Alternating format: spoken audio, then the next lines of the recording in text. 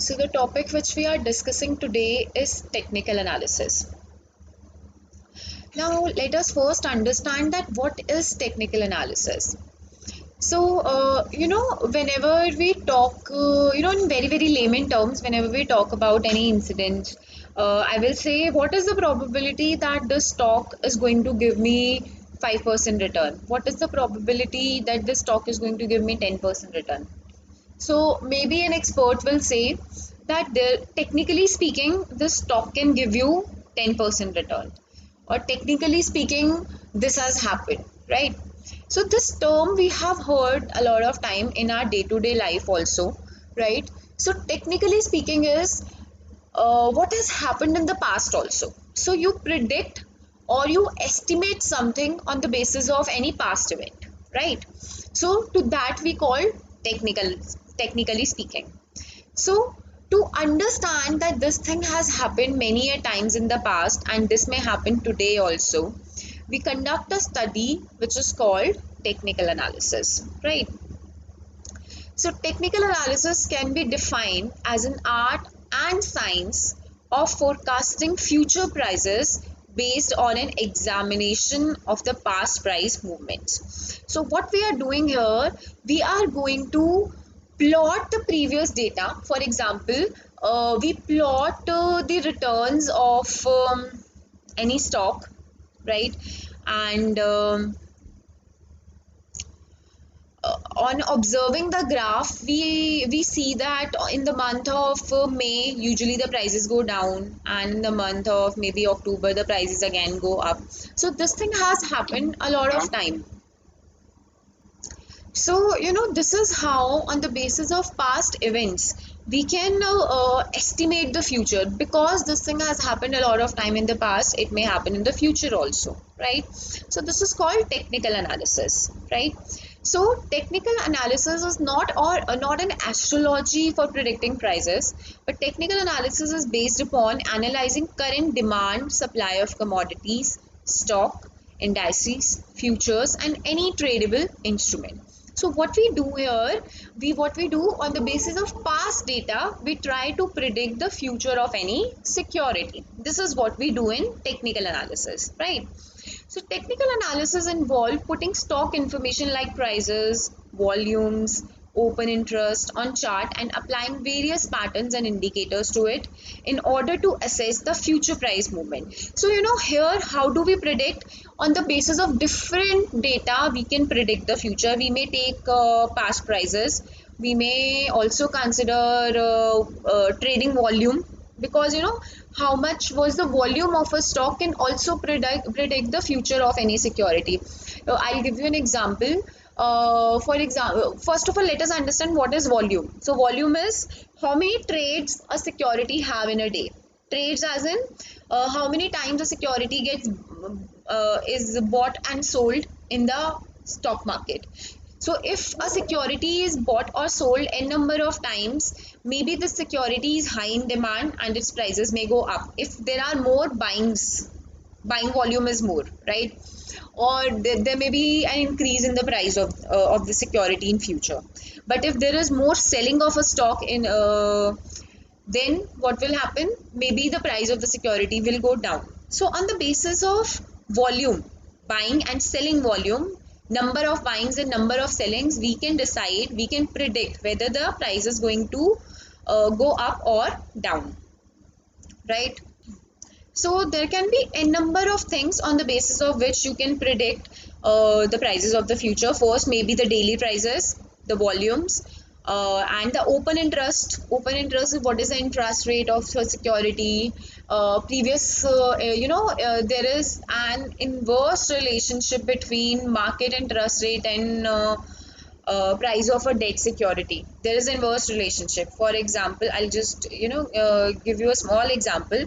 For example, today the you are investing in a debt, for example, right? And say for example, the I'll just give you wait just a second. So here let us understand the relationship between interest rate and price of debt security.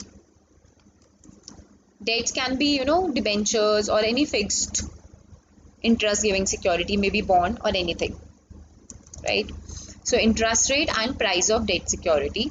So there is an inverse relationship. This is what I was telling, right? Inverse relationship.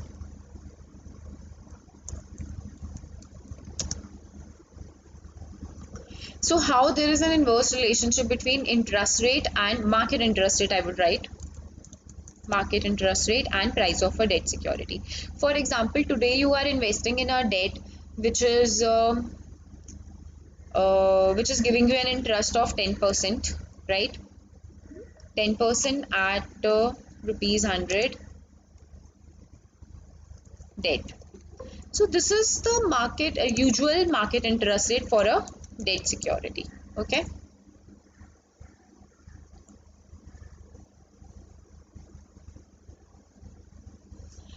So you have invested in this debt, right? And the life of this debt is 5 years, for example, right? And when you invested in this debt, the usual market interest rate was 10%, so you invested.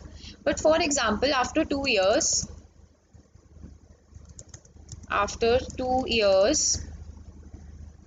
market interest rate, market interest rate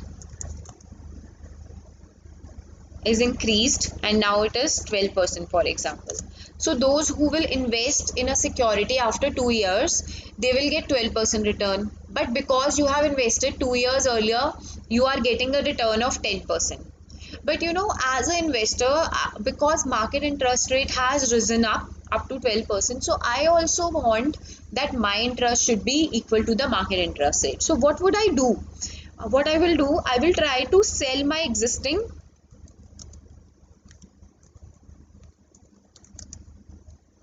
debt in the market, which was giving me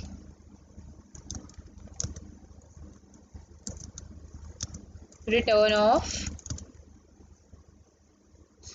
10%. So if I'll go and sell a security which is giving a 10% return, but obviously the market interest rate is 12%, then nobody would like to buy the security, because existing market interest rate is 12%. Nobody will buy a security which will give a return of 10% until and unless I sell it at discount, right? So nobody will buy this security until and unless I sell it at a discount. So obviously if I sell it to somebody else, he would expect that I will sell a 100 rupee security at probably for rupees 95, right? So then only he will buy from me. So he will buy it at rupees 95 from me and get an interest of 10% from the company at rupees 100. So he's paying 95 rupees, but he is getting interest of 10% on 100 rupees, right? So by paying 95 rupees, he is earning an interest of uh, he's earning interest on 100, and at the end of the maturity period he will also receive 100 rupees from the company, right? So this is how we can say that there is an inverse relationship between market interest rate and the price of the debt security, right? So now, as we have understood that there is an inverse relationship, so what I can do here in technical analysis, I can, collect all these stocks and interest rates, that if the interest rate increases, how much price of the security will decrease. So this I can calculate with the help of technical analysis, right? So uh, this relationship can be explored with the help of technical analysis, so that I will know that if the market interest rate, for example, if the market interest rate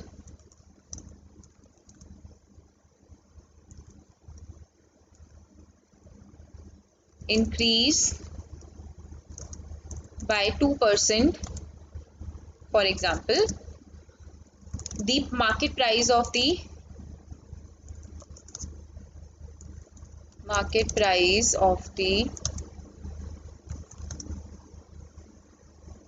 debt decreased is decreased by how much percent. In percent also you can calculate, or in rupee also you can calculate. Like here I have given you an example of 5 rupee. Maybe you can also calculate the relationship between percent and percent. 2% increase in the market price of the security leads to maybe 2% or 2.5% reduction in the price of the debt. So this is how we can use technical analysis. So I have given you different examples that where you can use technical analysis. In case of stock prices you can use, in case of volume you can use, in case of interest rates you can use. So there are these are just few examples, but technical analysis can be used in different ways, right? Technical analysis involve putting stock. This we have discussed. The time frame in which technical analysis is applied may range from intraday. Intraday is basically calculating work, prediction of future prices on the basis of daily prices, intraday prices, weekly prices, monthly prices. And intraday prices is how fast prices, from 1 minute prices, 5 minute prices, 15, 30 minutes, hourly prices, whatsoever you want to take. For example, if you are an intraday investor, so obviously you will use intraday prices. If you want to invest for few days, for example a month, maybe you want to invest, maybe you can take daily prices. If you invest for maybe 3-4 months, you can pick weekly prices. If you want to invest for maybe more than 6 months or 8 months, you can pick monthly prices data to predict the future. So what kind of data, what frequency of data you can choose completely depends on your understanding of the you know your understanding of your investment pattern. So it is completely up to you what frequency of data you can choose. There are essentially two methods of analyzing investment opportunities in security market. There are two types of analyst in the market. One is fundamentalist, and other is technicalist. So fundamentalist, we have discussed that a fundamental analysis, a person who goes for fundamental analysis will definitely do go for EIC analysis, as we have discussed in our previous classes: economic analysis, then industry analysis, then company analysis. So he will do a lot of study and a lot of basic study, right? But everybody is not that efficient to do such a hardcore analysis. So in that case, what will happen, when people do not have that much of knowledge, what they will do, they will invest on the basis of technical analysis. They will invest on the basis of previous data only. They will not know what is the project of the company, how the company is growing, what are their future process, future projects, what are their profitability ratios. He cannot do, a person who cannot go into that much depth. He will just see what was the past trend of the stock, and according to the past trends, he will think that this time also the company will behave, the returns will be accordingly, right? So that person who will use past data to predict the future is called technical analysis. And the person who will do a thorough study, like studying companies reports and everything, he will do fundamental analysis. Now it is completely your choice how do you want to invest in a stock. But the basic difference between a person who does fundamental analysis or technical analysis, although you can apply both, it depends upon your need of the hour. Maybe you are efficient enough to apply both the kind of analysis, maybe but a simple thing which I can suggest you is that if you are investing for a long term investment, maybe 3 years, 5 years, and you are opting for good returns in future, you should go for fundamental analysis. But if you want quick money, maybe 2 months, 5 months, 6 months, then one should go for technical analysis. Quick money, right? But if you want to invest for long run, go for fundamental analysis. This is the basic difference which is between fundamental analysis and technical analyst. right?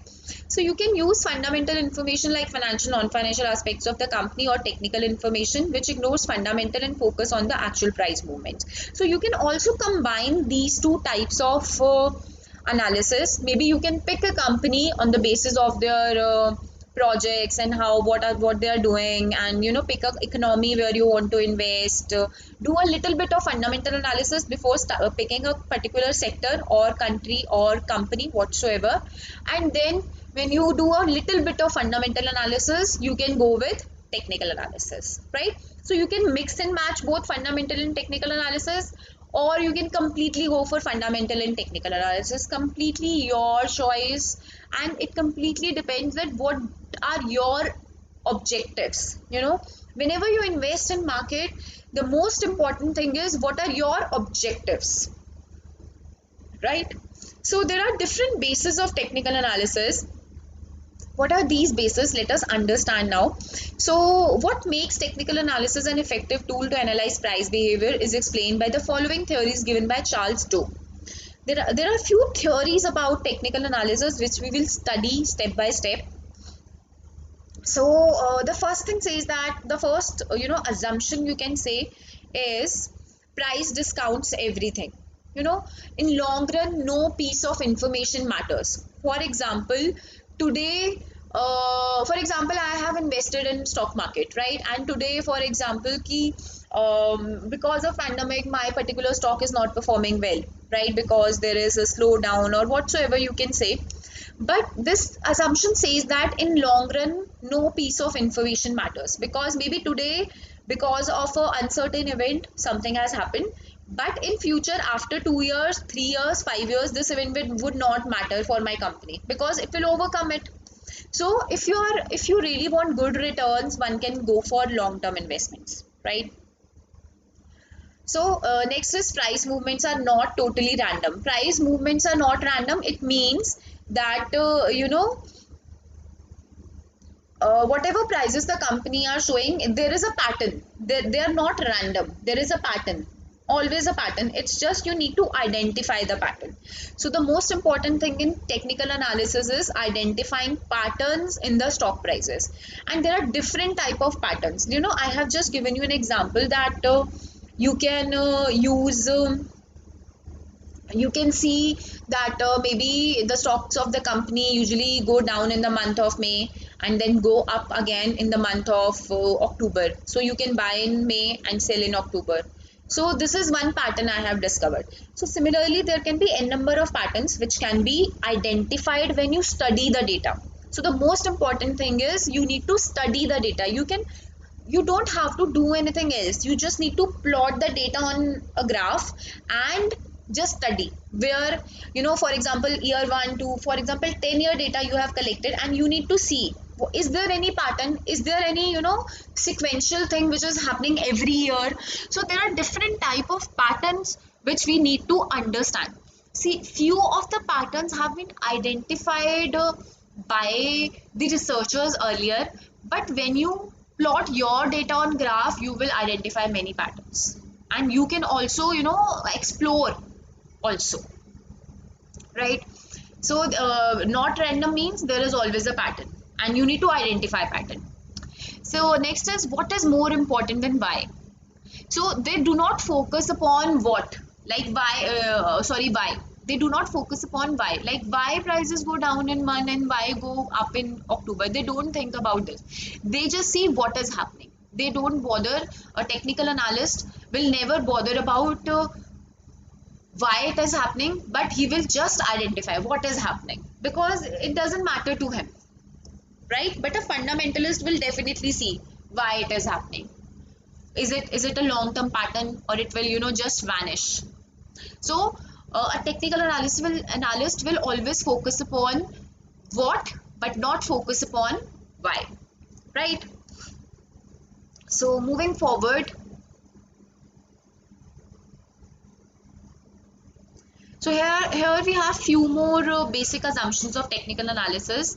Next is that the market discounts everything. As I told you, it is just similar to that long term prices discount everything. So this is just a similar approach, that in long term market discounts everything means in long run, no event matters. If I have invested in a stock and today there is a sudden situation in the market, in 10 years this situation would not matter, right? Then price moves in trend. This is again, I have told you that there is not any random price movement, but there is always a trend. So technical analysis is all about identifying trends. You need to identify what is the trend, right? Then there is history tends to repeat itself. So we assume that whatever has happened in last 5 years, it will happen this year also. So this technical analysis basically works upon the principle that history will keep on repeating itself again and again and again, without thinking that maybe this year it will not happen. This is the one of the drawback of the technical analysis also, that it thinks that um, history will keep on repeating itself. But as a very smart technical analyst, you need to also study the market. That's why I told you that you cannot completely depend upon technical analysis. You must also have a good knowledge of the market as well, because technical analysis is completely based upon investor behavior, how investor is behaving. But investor behavior is the most uncertain thing in the world, because when people will change, when people will start behaving differently. At this time, for example, at the time of pandemic, few investors will think, no, no, no, I have to stay away from the market because this time is very bad, maybe I don't know what will happen. But few will think that yes, this is the best time to invest because market is at its low, and this is the right time to invest in stock because stock prices are at its lowest. So investors behave in different ways, and as a smart investor, as a smart technical analyst, you need to understand the behavior of a investor, that what is the direction of the market, how investor is behaving, because investor behavior is something which is leading the stock prices in a certain direction, right? So, today we will discuss a very relevant theory of technical analysis, right? So, the name of the theory is Doe theory, right? So, what this theory says, let us try to understand it. So, the Doe theory says whatever is generally being accepted today as technical analysis has its root in Doe theory. The theory is so called because it has formulated by Charles H. Doe, who was the editor of Wall Street Journal in USA. In fact, the theory was presented in a series of editorials in the Wall Street journals during 1900 and 1902. So this technical analysis concept has been introduced by this person, Charles Doe, who was an editor in Wall Street Journal, and he tried to identify, explore the behavior of the market with the help of past data. Why this theory became so popular at that time? Because that time there were no computers, there were no very good techniques, because today we have everything on the click of a mouse. You can get data from anywhere, you can apply all the tests at your own, just clicking, and so many softwares are there. But at that time all these things were not available, right? So Charles actually collected data of more than 100 years that time, right?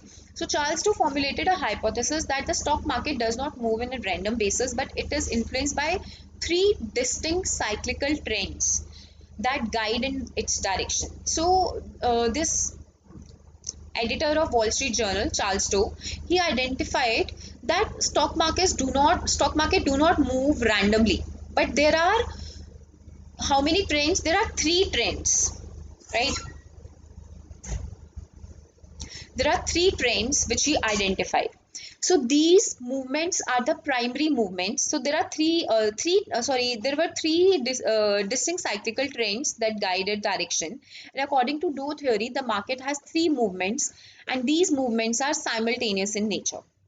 These movements are the primary movement, secondary reactions, and minor movement. So three types of movements he identified: primary, secondary, and minor.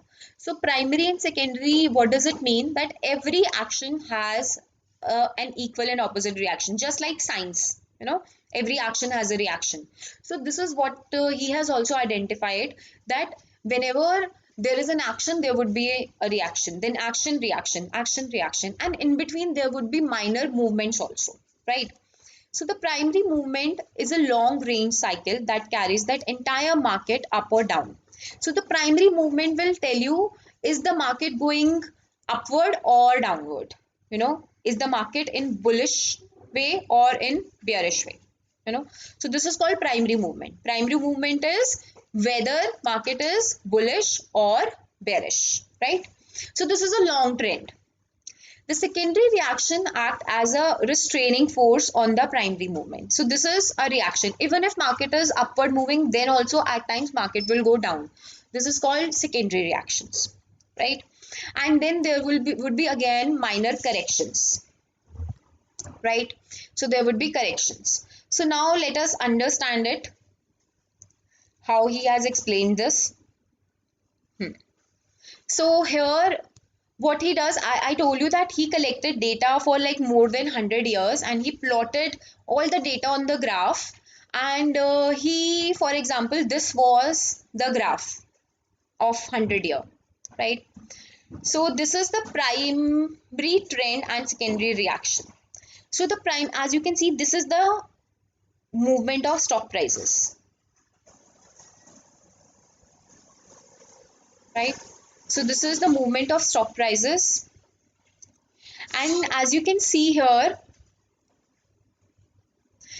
this is a upward moving trend, right? So we can say that here the market is moving upward, so this is a bullish trend, right? And so you can see these dotted lines basically tells you the primary trend, market is going up. Okay, so here if you can see here, this is upward moving, but this is action, but there is a reaction also, there is a reaction also. So this is secondary reaction. Then again market will go up, then there is secondary reaction, go down, then there is up, again up, then there is go down. So this is called secondary reaction. So primary trend is that market is in bullish phase, and these are secondary reactions which are going down against the market trend, right? So this is how he has shown the market, right?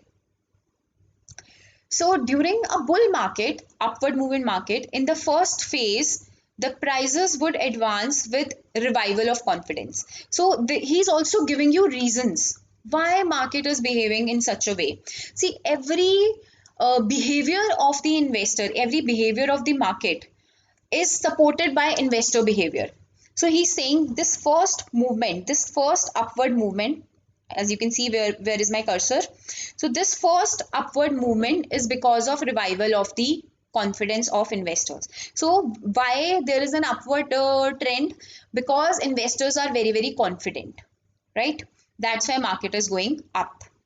But obviously, as this theory says that there will always be a reaction also. So here there would be a reaction, then again market will go up.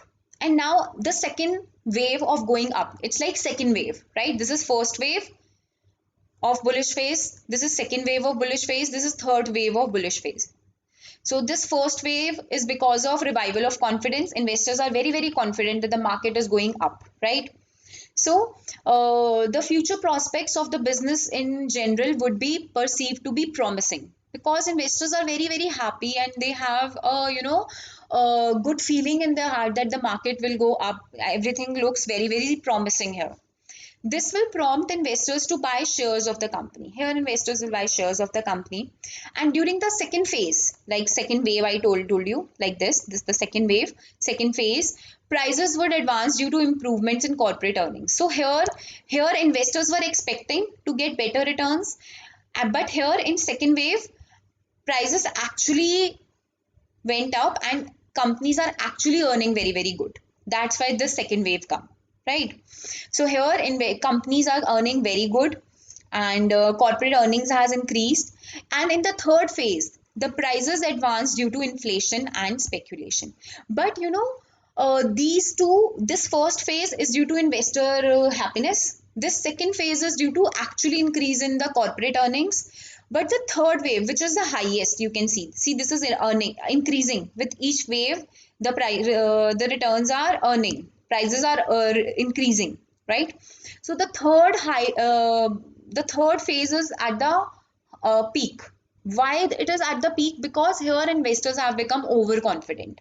Because of speculation in the market, because of overconfidence of the investors, the third wave would be at its highest. So here we can say that the stock prices are overpriced. They are not at their actual worth because investors are so happy, they feel so overwhelmed that they are just buying and buying and buying the stocks, and but the stocks do not deserve to be at such a peak. So when anything is at its highest without any solid reason, without any solid companies are not earning that good, but still stock prices are at its highest, it means from here it will be a time of downfall because they are overpriced, and anything which is overpriced it will come down. So at the end of fifth wave, from here, this fifth line, 1 2 3 4 5, this is fifth one. So after this the trend will change. This bullish phase will convert into bearish phase, right? Now here, similarly, this is for bullish phase. He has also collected data for bearish phase. Here we have the bearish phase. So here the overall trend is this was bull. Revival of confidence, improvement in corporate earnings, and speculation and inflation. And after the fifth wave, phase one, two, and three. This is fifth wave. 1 2 3 4 5. After fifth wave, the market will turn around. Bullish phase will convert into bearish, and if there is a bearish phase, it will convert into bull. So now let us understand bearish phase. So here we have bearish. So here you can see overall the market is going down, right? So the primary trend is bearish, right? So here first there is a downfall from here. So why market is going down here? Because it would be just opposite of this bullish phase. Here revival of confidence, it means here there is no confidence, right? That's why the prices are going down. But then again there would be an opposite reaction. So that's why market try to jump a little bit upward, but because overall situation is very bad, then again it will go down. So in the third wave it will again go down. So here here it will be again just opposite of bull. Here improvement in corporate earning, it means here there would be a loss in the companies, right? Here phase one, this is investors fear. It is because of actually companies are not earning good. Then again there would be a reaction. Again the stock market would try to cover up a bit, but again it would not be able to cover up. Then again it will go down and it will be at its lowest. Here in bullish phase it was at its highest, but here it would be at its lowest, right? And why it is at its lowest?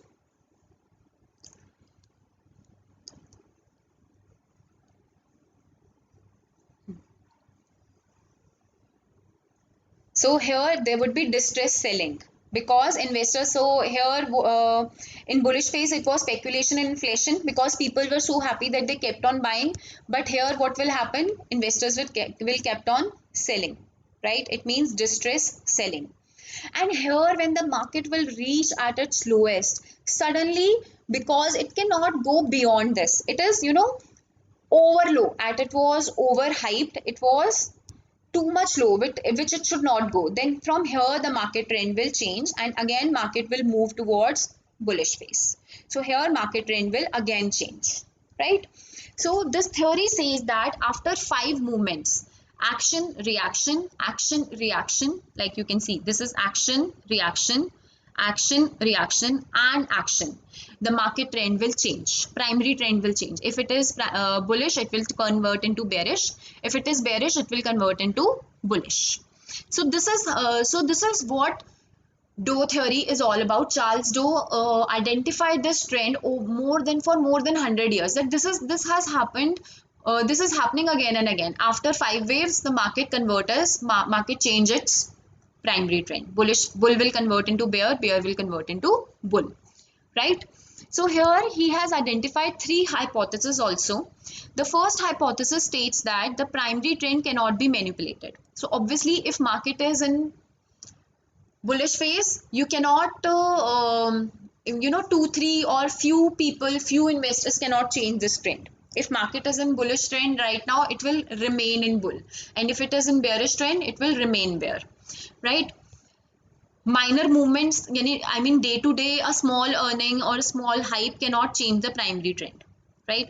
Second hypothesis state that the average discounts everything. So this theory, this is again we are talking about the same thing, that if you are investing in long run, maybe you are investing for 10 years, you're investing for 5 years, 6 years, nothing will matter.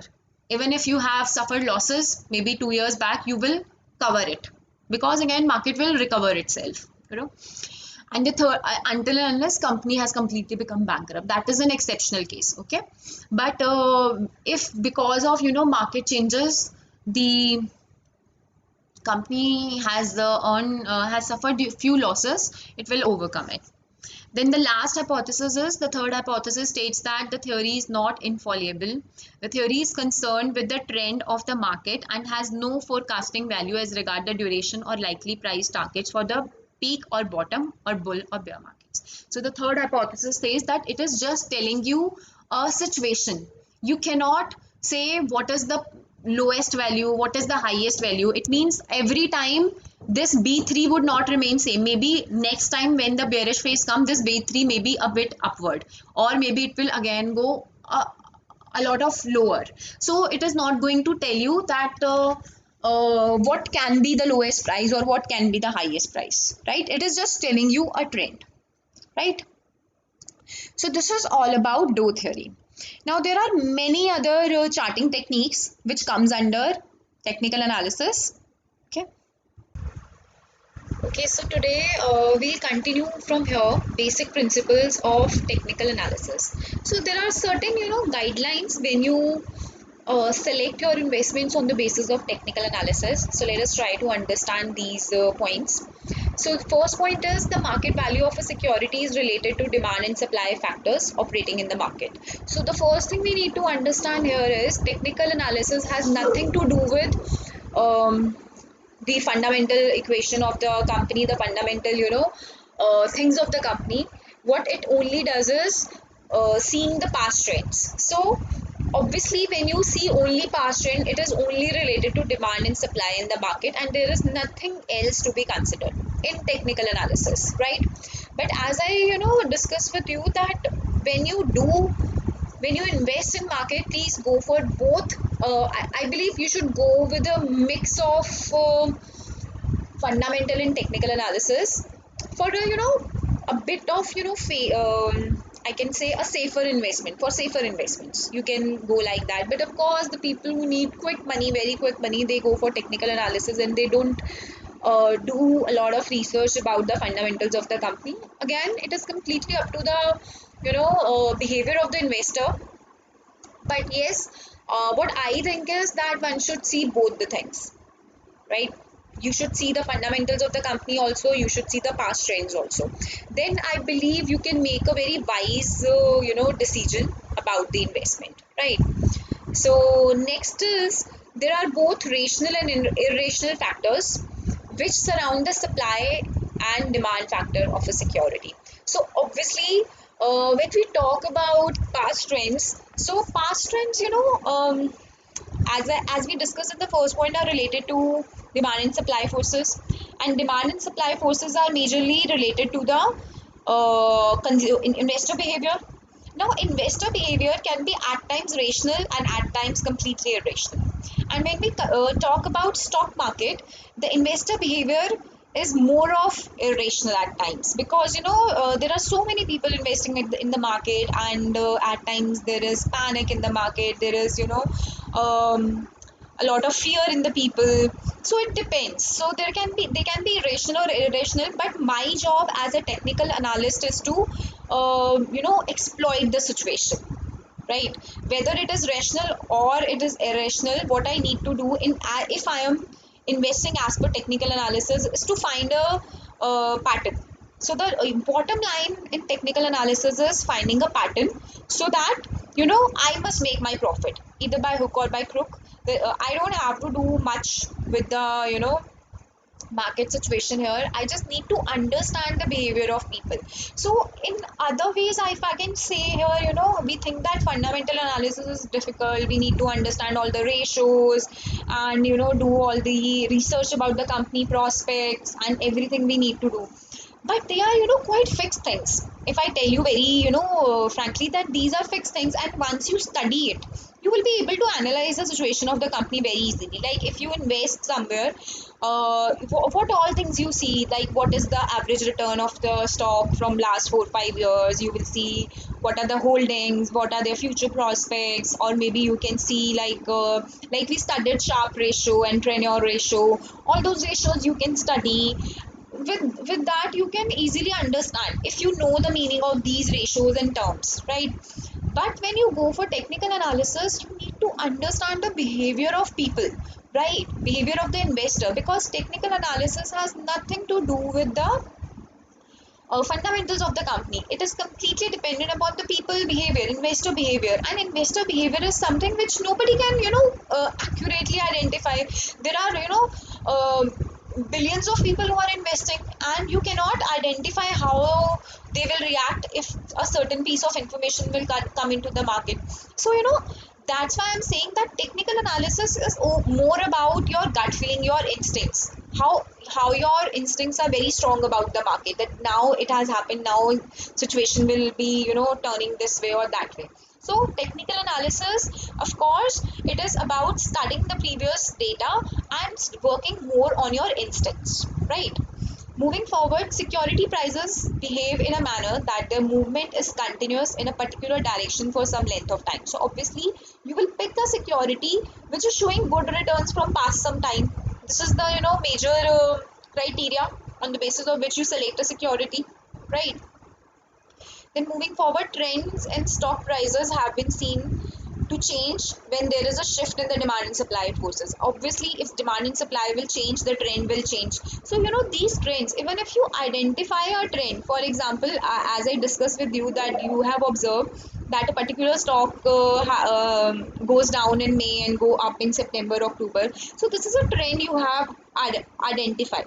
But if many people have, because everybody is studying market. It is not only you who is studying the market. There are a number of people who are studying the market, and if everybody will understand the trend, everybody will buy in May and sell in October. And then when everybody knows the secret, then it is no secret, then the trend will be reversed, because then there would be more demand of the stock in May, and if there is high demand of the good in the month of May, it means the prices will go up.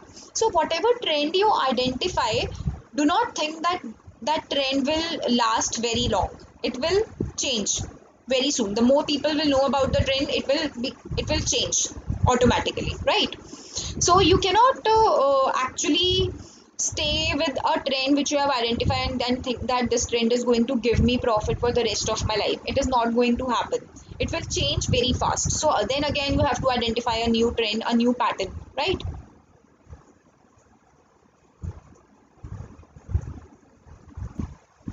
So moving forward, the shifts in demand and supply can be detected through charts prepared specially to show the market actions. We'll study few of the charts. I will, next discuss few of the charting techniques with you, with the help of which you can, a little bit of understanding will be there that how trends are identified. But these are few examples which I'm going to give you. But when you work actually, there can be n number of methods. But these are very famous methods which I will be discussing with you today, right? So in fact, you can identify your trend in your way also. Maybe you can explore a new pattern also, right? So it is completely up to you. But these are major patterns which I will be discussing with you. Then patterns which are projected by charts record price movements, and these recorded patterns are used by analysts to make forecasts about the movement of prices in the future. So what a technical analyst do, he will make different charts and predict the future. So basically all these forecasting techniques can be used by a financial analyst. So there are companies, for example there are companies like credit rating companies, or maybe there are other companies which do financial research, and there you will need such skills where you identify patterns. So it basically this work, obviously it can help you when you invest in stock market, or maybe when you work for a financial research company also. So there you need to have a certain clarity about the concept.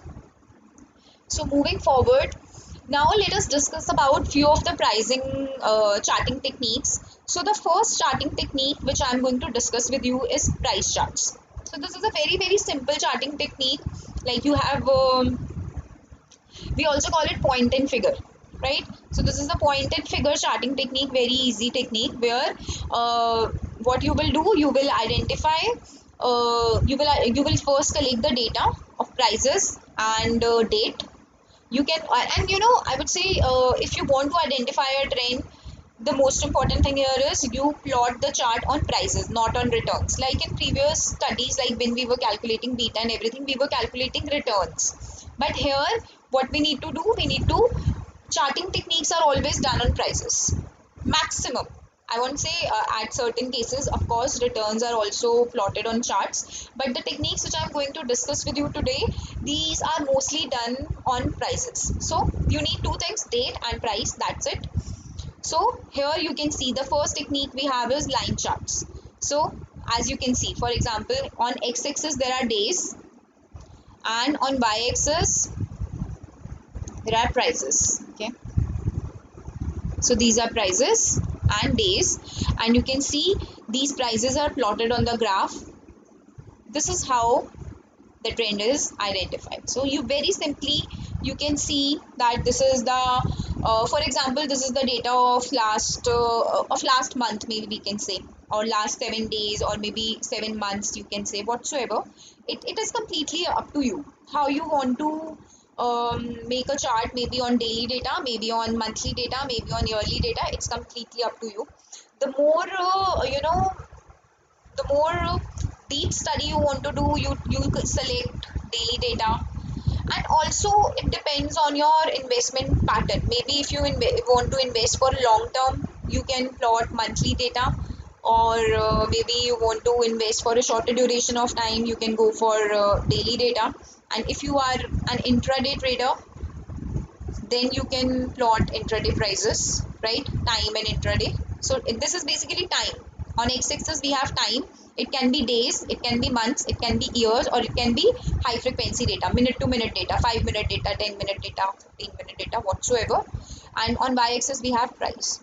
So this is how you simply plot a chart, and this can be done very easily with the help of softwares we have. The simplest software we have for this is Excel. You can make a chart like this on Excel very easily, right? So moving forward, the next type of chart we have is bar chart. Okay, so bar chart, how do we prepare a bar chart? Just a second. So here we have our bar chart. Now let us try to understand, this is a bit different from usual bar charts we see. So what we do here is we make a bar here for each day. For example, for day 1 it is the first bar, for day 2 it is the second bar, and for day 3 this is the third bar, fourth bar. So these are bars as per day, right? These are not usual bars which we used to make in statistics. And what these charts basically tells you, how do you analyze this bar chart here? So let's understand this. It is perhaps most popular chart used by technical analysts. In this chart, the highest price, the lowest price, and the closing price of each day are plotted. So by this bar chart, we identify three things.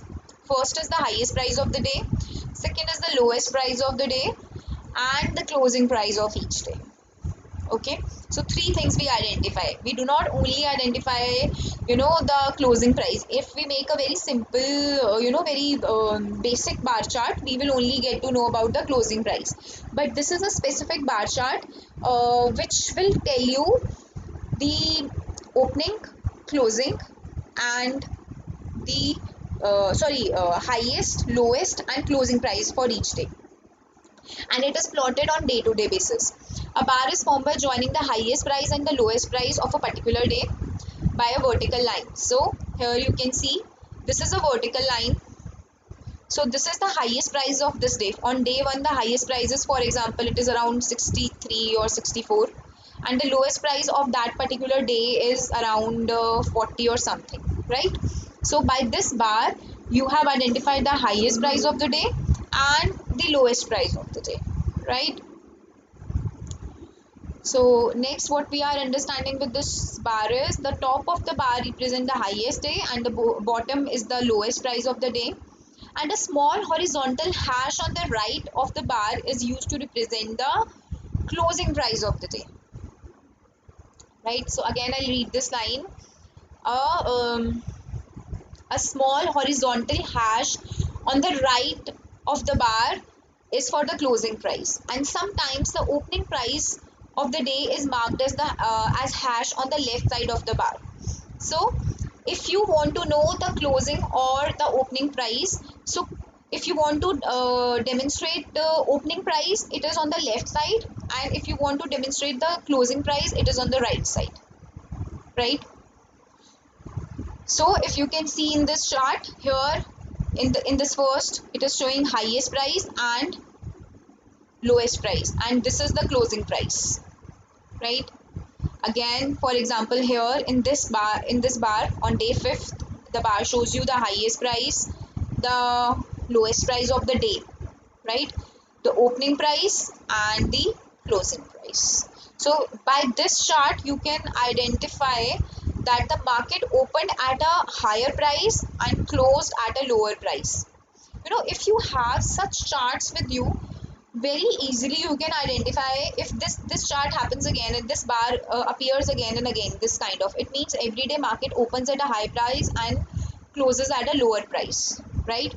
And if opposite happens, maybe this opening price is here and closing price is above. So for example, here you can see, here this is the highest price, this is the lowest price, and here you can see the closing price is quite high, right? Maybe here they have not mentioned maybe opening price, but maybe if it is here, where if you can see my cursor, so maybe market has opened at a lower price and closed at a higher price. So these bar charts basically tells you um, four things: highest price of the day, lowest price of the day, opening price, and closing price. And accordingly you can make your strategy. If on maximum days opening is higher and closing is less, so what you can do at the end of the day, buy the security, and on second day you can sell the security. Morning, when next day when market will open, you can sell the security. And if reverse happens, opens at lowest price and closes at higher price, so you can buy the security at the start of the day and sell the security at the end of the day. So you can accordingly make your strategy, right? So ultimately, purpose is to identify a pattern. So whenever you make a chart, the basic purpose behind making any chart is identify a pattern, identify a strategy, right? So the next type of chart we have with us is Japanese candlestick. So it is another very very important charting technique we have with us, Japanese candlestick. So let's understand how do we analyze Japanese candlesticks. Okay. So the chart, here we have the chart, Japanese candlesticks, right? So here we have different candlesticks as you can see, right? So this is a white candlestick, this is a black candlestick, and this straight line, this is called doji candlestick. So here in Japanese candlesticks we have three types of candlesticks to predict the stock prices. Okay, So we have white candlesticks, we have black candlesticks and doji candlesticks. So how do we interpret these candlesticks? So again, these candlesticks will tell you the highest price of the day here, the lowest price of the day here, and closing price and opening price. Again, the same four things like in bar charts, right? But the difference here is with the color of the candlestick, you can easily identify what is the trend in the market. You don't have to, study the bar graph of each and every day. Just by the colors you can identify the pattern, so it is a bit easier to understand the market with the help of Japanese candlesticks. So here you can see in white candlesticks what happens. Market opens at a lower price and closes at a higher price, so we call it white candlestick, right? But if market opens at a higher price and closes at a lower price, we call it black candlestick, right? So again, I will just tell you, if market opens at a lower price and closes at a higher price, we call it white candlestick. But if market closes opens at a higher price and closes at a lower price, opens at a higher price and closes at a lower price, we call it black candlestick. And if market opens and close at same price, in between maybe there were movements of prices, like you can see in doji candlesticks there is a higher price and there is a lower price, but market somehow opened and closed at same price, so there is nothing else, there is just a straight line you can see here, and we call it doji candlestick, right? So if you have more of black candlesticks in your chart, right? Black candlesticks means the market usually opens at lower price and next day open at higher price, right? So you should buy a stock at the end of the day and sell it next day at a higher price, right? If you are day-to-day investor, okay? And if there are more white candles in your chart, it means market opens at a lower price and closes at a higher price. It means you can buy the security in the market and sell the security in the evening when the prices will go up, right? So just by the color of candlesticks in your bar chart, maybe you can, if and one thing you have to remember, that this technical analysis is used for short term investments, not for long term. That's why we are doing it, okay? Usually, but of course you can see many things, so it can be helpful in case of long term investments also. But the charting techniques which currently I'm discussing with you, these techniques are basically used in short term investments, right? So if there are more white candlesticks, it means buy in the morning, sell in the evening. But if there are more of black candlesticks, it means buy in the evening and sell next day in the morning, right? So just by the colors of candlesticks you can very easily identify that how you should invest, right? So till now the three types of charting techniques we have used or discussed is majorly used in case of short term investments. The next type of charting techniques, technical analysis, I would say, we are studying is trends and trend reversal. This method can be used to used in case you are investing for a bit of longer duration, not for 2-3 days or a week, but here in this case in trends and trend reversal, this type of charting technique is used when you are investing for slightly longer period, maybe 6 months or maybe a year whatsoever, according to your understanding. But I think as per my understanding, trends and trend reversal should be used when you are investing for like around a year, then you can use this technique. But of course there are exceptions, right? So let's move forward. As I told you that the major drawback of charting technique is this, that trends actually change very fast, because more people will get to know about a trend, the trend will change, right? So it is very important to see when the trend is reversing, when the trend is getting changed. So this is very very important here. So now let us understand that how trends are changing and how we can identify that when a trend change, right? So let's understand this. So the first, there are few techniques here. Here we are using few charts and patterns to understand the trends and trend reversals. So there is support and resistance technique, reversal patterns, continuation patterns. Few patterns we'll study. So the first pattern which I am discussing with you is support and resistance, right? So let us first understand what is support and what is resistance, right? So in very very layman language, if I say what is support and what is resistance, support is if something is going down, it will get a support, right? That it should not go down below this level. That is support. And resistance is if something is going up and up, but then there comes a point that it gets resisted. That it is not able to go beyond a certain level. That is resistance, right? In very simple terms, if we say support and resistance is if prices are going down, there is a support level that it has reached this lowest level, it cannot go beyond this level, right? This is called support level. And resistance level is the market has reached a height, and after this point it should not go up more because it is actually overpriced and it will fall back again, right? So whenever we invest in market on the basis of past trends, the most important thing is to understand where to buy, when to buy and when to sell. This is very important, right? When to buy and when to sell. So as per very simple logic, if we apply, one should buy at the lowest price and sell at the highest price, right? But at times we are not able to understand what is the lowest point and what is the highest point. When we invest in market, the most difficult part is greed.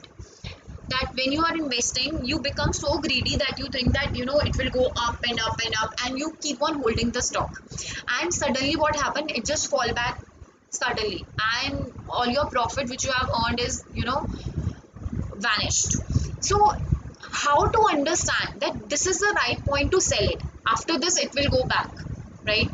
Or this is the right point, I should buy it because this is a very potentially good security which is underpriced and I should buy it. So this we need to understand. For this we use a charting technique called support and resistance.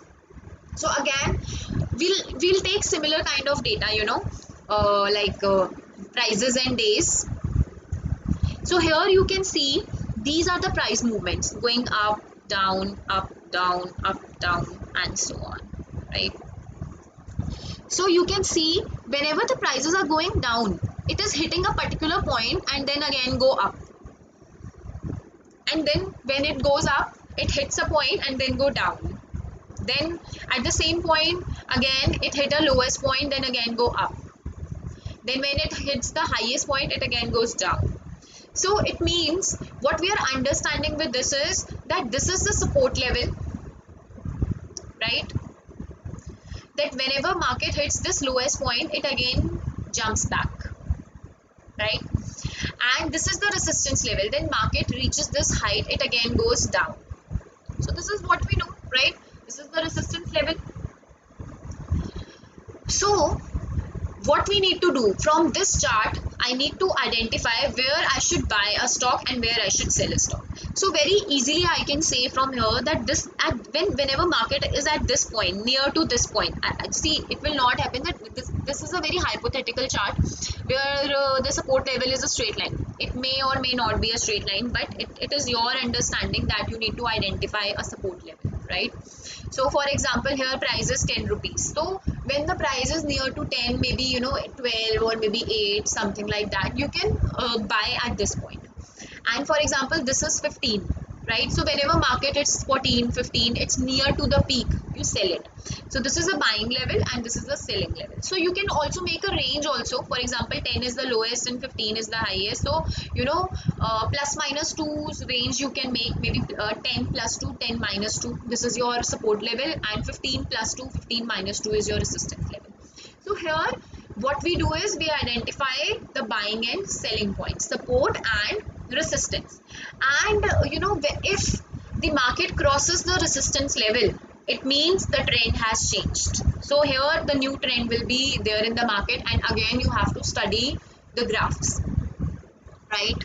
So this is called support and resistance, but mind you that these levels, support and resistance level, can anytime change. I mean, obviously if market will only move between these two lines, then there is no point of, risk in the market, or there is no growth in the market. So obviously it will go up, but yes, for a certain period of time you can identify support and resistance. Then again, when more people will get to know about it, for example here, maximum people got to know that this is the resistance level, after this the stock prices go up, everybody will start selling or something like that. Maybe any other event also may happen, that whenever the you have to identify that when this support and resistance level is of no use, there is a new support and resistance level has been established in the market. So this is what you need to be very very careful with, right? So the next type of charting technique we are studying here is reversal patterns. Till now we have just studied about support and resistance. Now we are understanding reversal method patterns. So the first and very famous reversal pattern is head and shoulders formation. Head and shoulder. Okay. So there are few things we need to understand. I'll just show you the graph. So this is the graph. You just plot the daily prices or monthly or weekly whatsoever. It completely depends on your type of investment. So this, for example, you have got a graph like this. You can see. So there is a peak, there is a height, then again it went down. See, this is action and this is reaction. Then again action, reaction. As we studied in Doe theory, that every action has a reaction.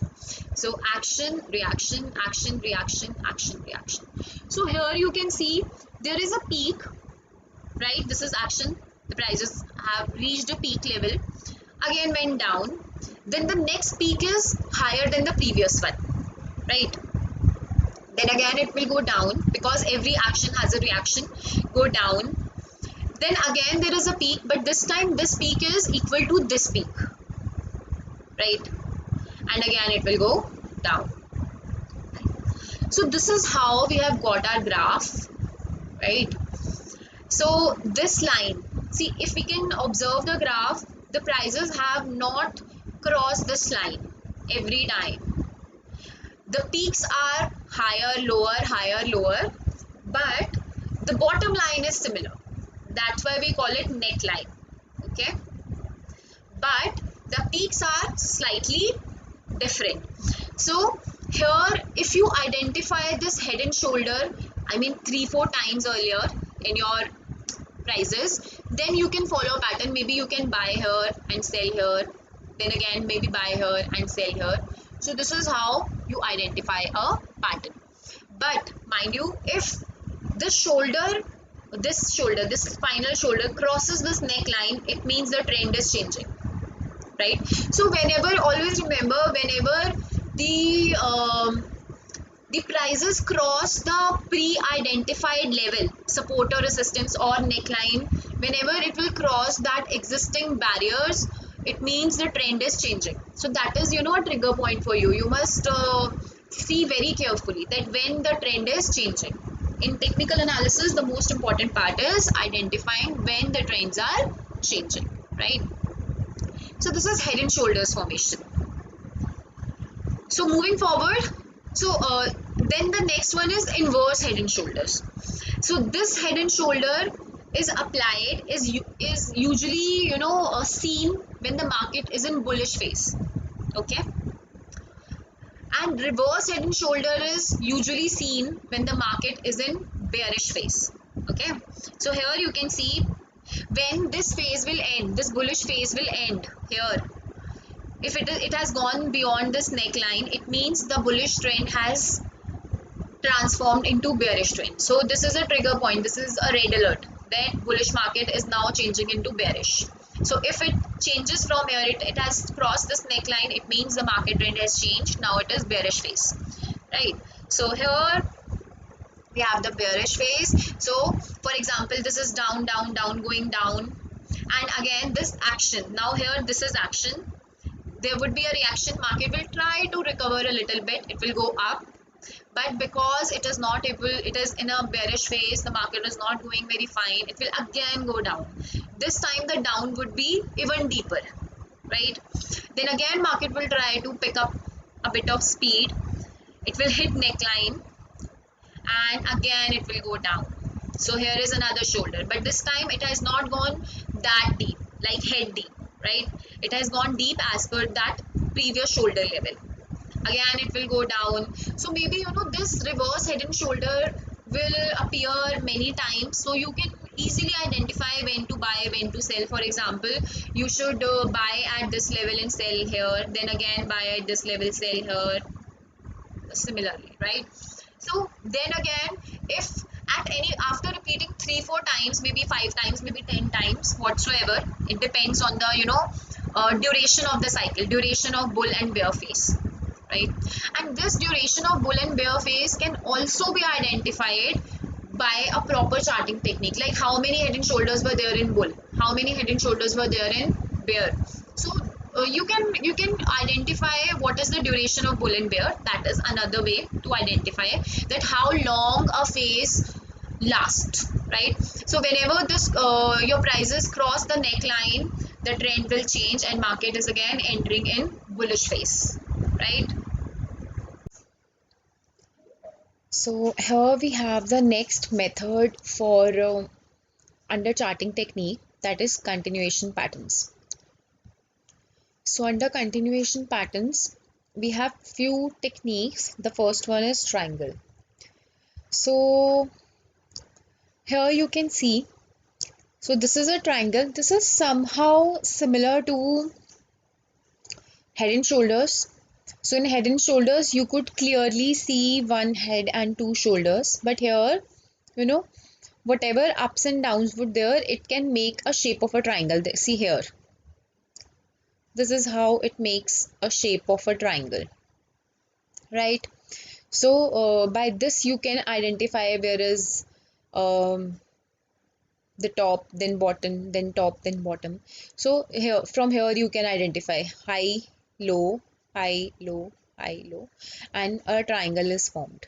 So this is triangle formation. So again, as per triangle formation also, you try to understand where there is a buying point and where is the selling point. So in all these methods, one thing is common, that we try to identify the buying and selling points, right? Next is flags and pennants. So here you can see this is a flag, like it earlier it was a triangle, so here up down, so you can identify a flag, right? And whenever this point whenever the prices move beyond the flag, it means there is a change in pattern, a new flag will be formed, right?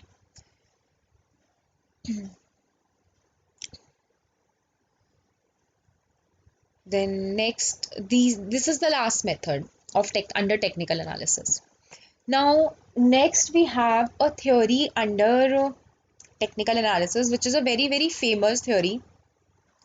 We call it Elliott wave theory. So today we will understand Elliott wave theory. There are many theories which seek to explain the behavior of stock market.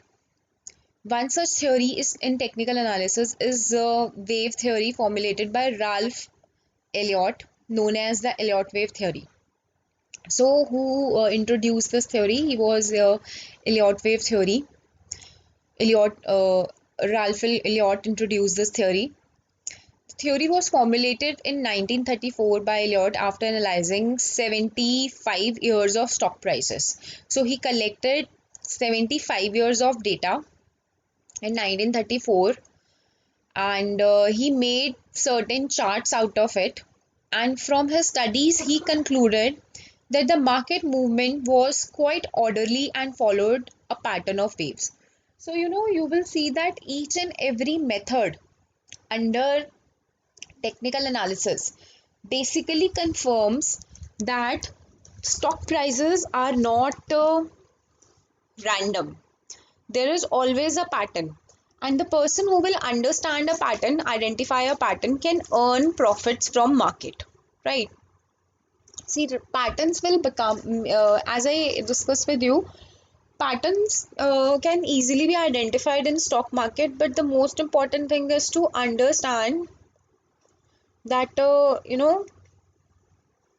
most important here, the most important thing here to understand is that how long a pattern stays, and when we must understand that the pattern has shifted.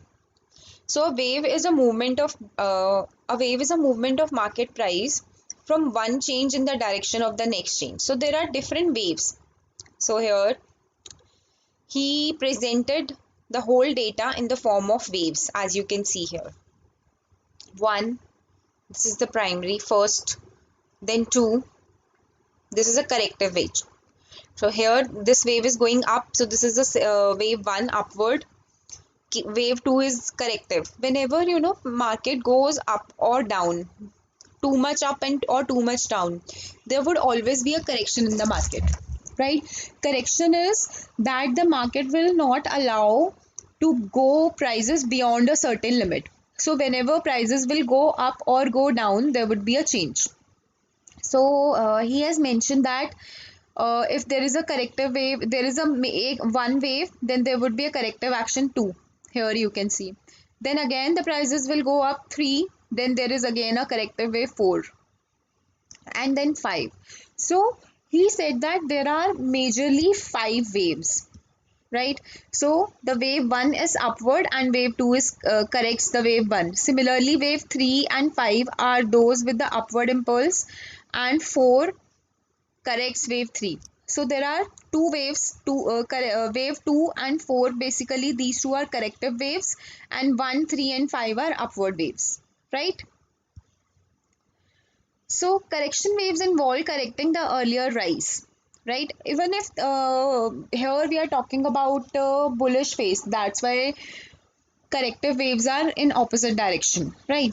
So corrective waves involve correcting the earlier rise, thus wave 2 would correct the rise of wave 1 and wave 4 would correct the rise of wave 3. And after the completion of wave 5, so once there are two corrections, see you can see two corrections here. Three upward movements, 1, 3 and 5 are upward movements, and there are two corrective waves, 2 and 4, right? So we have two corrective waves. So after the completion of wave 5, there would come a correction that would be labeled as A, B and C. And after 5, there would be three waves A. Here you can see A, B and C. Three waves can be identified, and these are called corrective waves, right?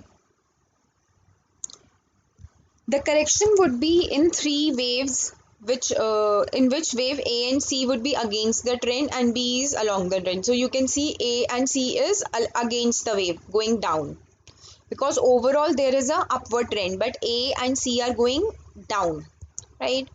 So they are going down, and ABC correction following the fifth wave would occur the entire rise from the start of wave 1 to the trend to the end of wave 5, fifth wave. It would be greater in dimension than either the second or fourth correction wave. So here what they are saying that the as there are 2 is a corrective wave going down, 4 is a corrective wave going down. So here you can see that C is again a corrective wave, but it is going down much lower in comparison to 2 and 4 or A, right? So C is going down, much down. So this is how when C reaches, when the stock prices reach C point, there is a change in stock market. So this trend will reverse, right?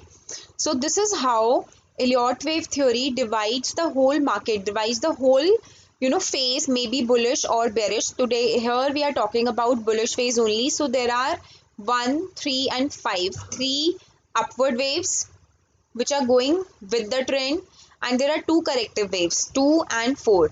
And after these 5 waves there would be three corrective waves again, A, B and C, and at the end of C the market is going down, and from here the trend will change. So what he is saying, how many waves would require to change a market condition? 1, 2, 3, 4, 5, 6, 7, 8. So what they are saying that it requires 8 waves that bullish trend will change into bearish and bearish trend will change into bullish. So this is how he has identified the change of phase, right? So it takes around 8 waves that you notice a change in the market situation, bullish to bearish and bearish to bullish, right? So this is called Elliott wave theory. So moving forward, we have certain techniques with the help of which we can predict the market. And the speciality of this technique is you do not, directly work on the stock prices, but seeing the other factors in the market, you try to understand the, picture of the market, that what may happen in future. So let's understand method. These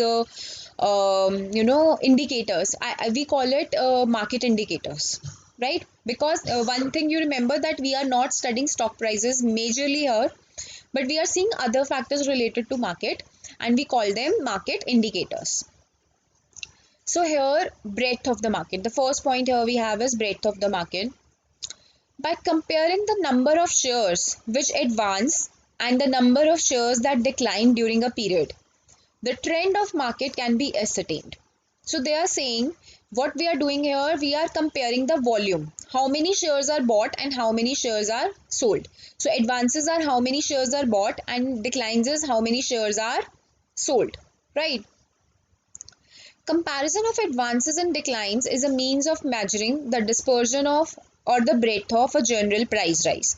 So when see the difference between advances and decline in the market, you try to calculate first. This is called the breadth of the market, right? How many buyings and how many selling. The difference between buy and sell volume. Remember, not the price. Buying volume, for example, 100 shares are bought and 200 shares are sold. So the volume would be 100 into 100, okay, difference. So the first thing we need to calculate is breadth of the market. The breadth of the market by taking the daily net difference between the number of shares that have been advanced and number of shares that have been declined. Each day's difference is added to the next day's difference. So we calculate the cumulative out of here. So let's first take this example. We are calculating the breadth of the market for these 5 days, for example, Monday to Friday. On Monday, advances are 620 and declines are 350. Tuesday, 470, 510. Wednesday, 360, 610. On Thursday, it is 585 and 380. And Friday, this is 705 and 270. So first thing what we are doing is we are calculating the breadth, daily difference. So 620 minus 350 is 270. There is more advances than declines. Then 470 minus 510 is minus 40. There are buyings are less but sellings are more. So minus 40. Then on third day of the week, 360 minus 610, it is minus 250. On Thursday, it is plus 250, and on Friday, it is plus 435. So this is how we have calculated daily difference, daily breadth. Okay. But ultimately, what do we need? We need to calculate cumulative breadth. So cumulative difference, we call it breadth. So 270 for first day, second day it is 270 minus 40, it becomes 230. Plus 230 minus 250 is minus 20. Minus 20 plus 205 is plus 185. Plus 185 plus 435 is 620. So here I have calculated cumulative difference. From this daily difference, I have calculated cumulative difference and I call it breadth of the market. Okay. So breadth is nothing but the difference between buying and selling of shares, volume, right? So the index is plotted as a line graph and compared with the market index. Now we compare this, breadth with the daily market prices, right? So normally breadth and the market index move in unison. So they say that breadth and the market index should move in same direction. It means if breadth is increasing, it means if breadth is positive, market should go up, and if breadth is negative, market should go down, right? So when they diverge, a key signal occurs. In case of divergence, the breadth line shows the true direction of the market. For example, during a bull market, if the breadth decline to a new lows while the market index makes a new height, a high or a peak is suggested to follow by a downfall. So it means, for example, here, if it is minus 20, although the market is going up, and suddenly in between, if you see that this breadth is negative, it means they are going in opposite direction, prices are going up although sales are more, that's why it is negative, right? So if in bullish trend breadth is negative, it means there is going to be a change in market, right? Although market is at its top, but still people are selling the stocks, it means market is going to go down very soon. So when you are investing in market and you observe that although market is going up but the breadth is going negative, so that moment only you must understand that the trend is going to reverse and bullish phase is going to change into bearish phase.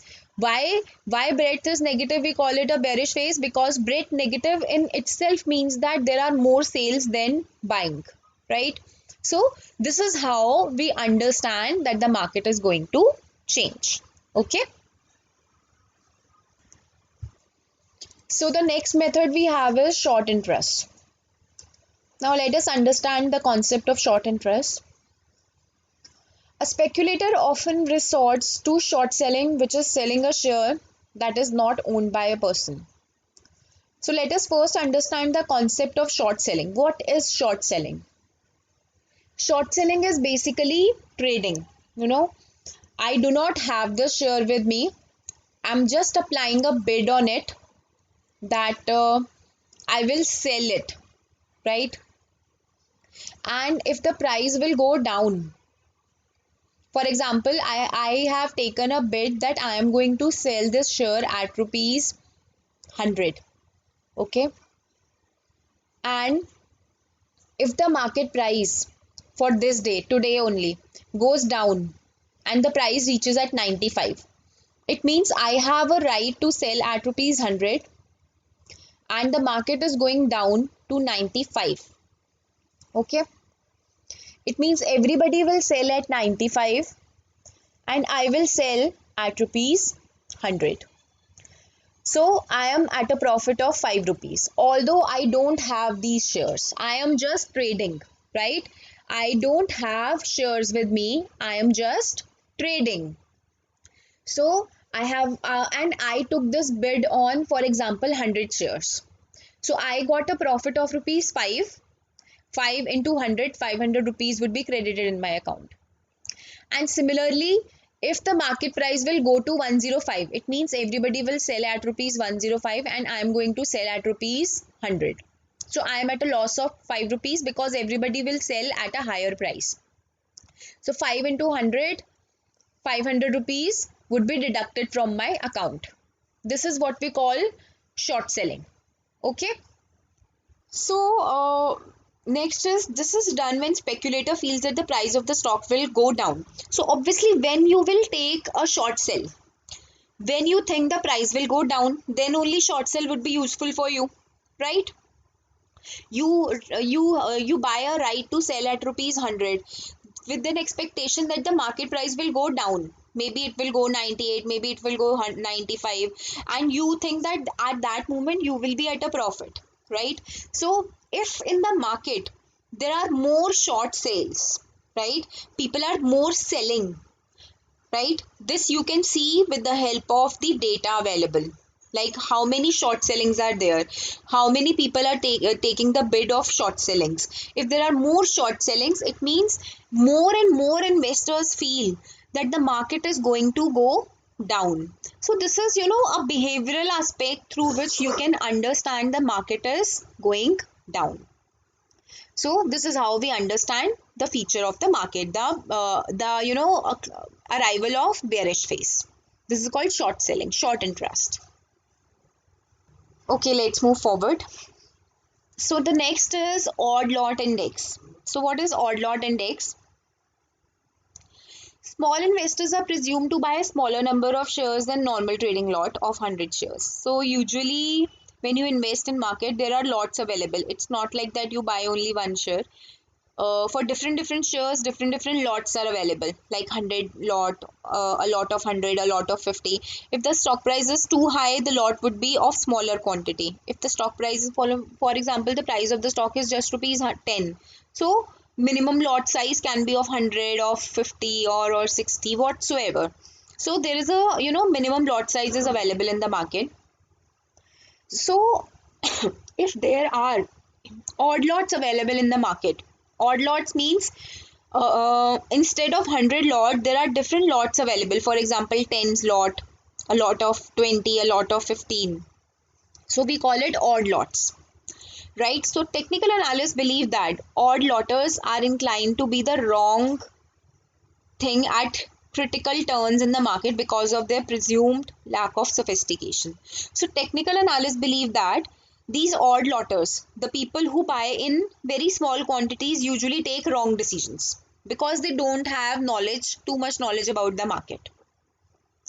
The odd lot index can be calculated by relating odd lot purchases to odd lot sales. So we compare odd lot purchase and odd lot sale, right?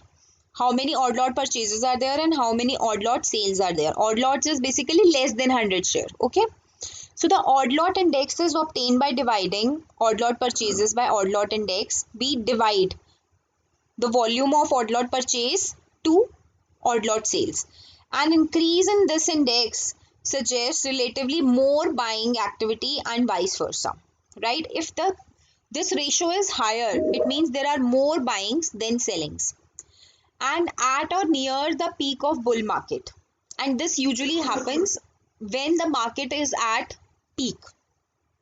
Then at that time when investors should be selling their shares, odd lotters would be buying proportional more than selling. So because why they are calling them odd lotters, because they assume that they don't have much knowledge of the market and they take wrong decisions. Usually when market is at peak, everybody should sell the stock, but what these odd lotters would do, they will start buying because they don't have this knowledge that when market is at peak, they should sell it. They don't have that much of understanding. So if there is more odd lot buying in the market, you assume that the market is going to go down, right? So this is a indicator, market indicator. If odd lot buying is more, it means market is going to turn around and the bullish phase is going to convert into bearish phase, right? So the next indicator we have is mutual fund ratio. So this mutual fund ratio, first of all, let's understand what are mutual funds.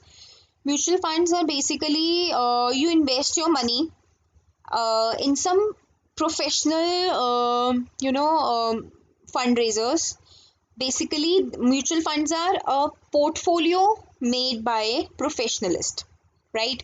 These are also portfolios, but these portfolios are not created by you. This portfolio is created by a fund manager. And by default, this is understanding where people think that these mutual fund managers or the fund managers have better understanding of the market. One, because of their experience. Two, because we think that they have insiders knowledge also. This is another reason, right? This is assumed. By default, we assume that they must be having some insiders information because they are working in the market. They have a lot of information which we don't have access to. This is what we think, right? So this mutual fund cash is a percentage of their net asset. For example, we as common investors are invested in mutual funds, and they are going to invest our money in different stocks, maybe mid cap, maybe small cap, maybe large cap, different areas. And we assume that they have better knowledge of the market, so they will put our money in best cases, best investment options, right? So, and it is also assumed that mutual fund cash, they keep their money save for a better project. If this cash ratio is very high, right, it means they have not invested much of the cash in the market and are keeping it safe. It means they have a future they have a future prospect in their hand where they want to invest in future, right? So mutual funds keeps keep cash to take advantage of the favorable market opportunities and to provide redemption of their units by holders. So they save a particular amount of money with them so that at any point of time they can invest in market when they get a very good opportunity. The theory is that a low cash ratio of say about 5% would indicate a reasonably fully invested position, leaving negligible buying power in their hands. So what they are saying, that this theory says that a low cash ratio, if they have very low cash in hand with them, they are not very liquid right now. So it means whenever a good situation will come, they don't have any money in their hand. So low cash ratio equated with market highs, indicating that market is about to decline.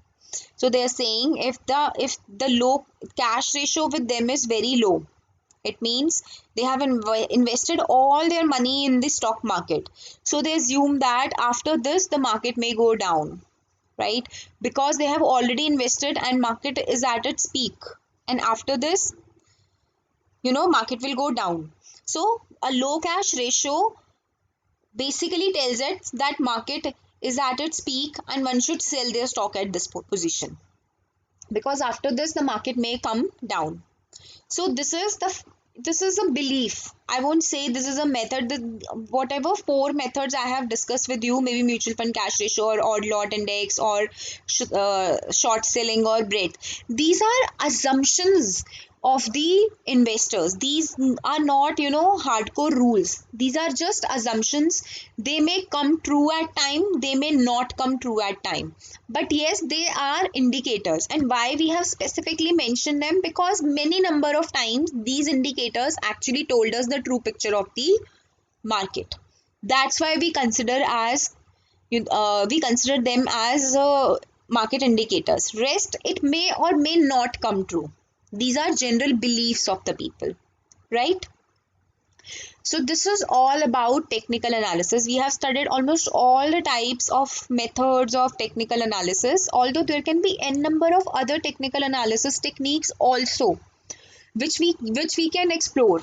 But these are most famous charting and technical analysis techniques, right?